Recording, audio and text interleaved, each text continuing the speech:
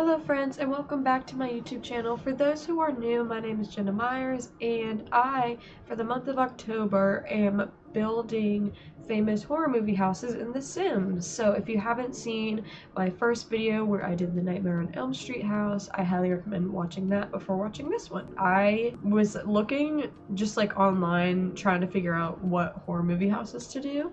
And this one didn't really pop up, but I think I just kind of thought about it randomly. I was like, what other house could I build that I want to try out that, they weren't really listing? Because there are some houses that I really wanted to try but couldn't based on just my skill level slash kind of like what I have in The Sims. So I found the Get Out house online. I saw pictures and I was like, okay, I can totally do that. I did have trouble at first really trying to figure out like the size of the house, because in the film it's this, here, I'll put a picture of it right here. It's this beautiful, huge house, and I was trying to figure out how to correctly kind of space it out in The Sims, because obviously everything isn't sized exactly the same, but I think I made it look pretty accurate. I didn't do the inside nor the back of the house, and I actually ended up just putting a bunch of random trees behind the house because I was like, they're in the middle of nowhere. We'll just add a bunch of trees. It'd be so good, because obviously where this house is in The Sims, it's in the middle of a city, which is not the case in the movie Get Out. But if you haven't seen the movie Get Out, I highly recommend it. It's a very, very good film. And it's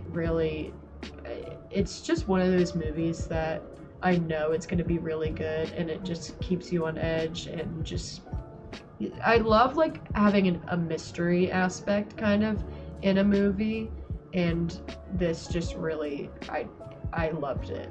Every part about this movie I loved. So if you haven't seen it, go ahead and watch it. Let me actually pull up, it would be fun. Let me pull up the Get Out movie synopsis. That would be pretty fun. Get Out movies. Let me just search this while I am recording. Okay. Now that Chris and his girlfriend Rose have reached the meet the parents milestone of dating, she invites him for a weekend getaway upstate with her parents, Missy and Dean.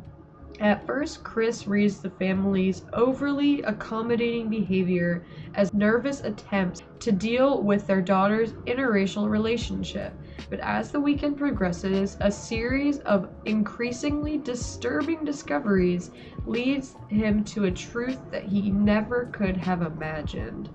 Yeah, you definitely, as the movie goes, you definitely kind of slowly start to see things more and more that just don't really make sense, and you're kind of like, I don't know how I feel about that.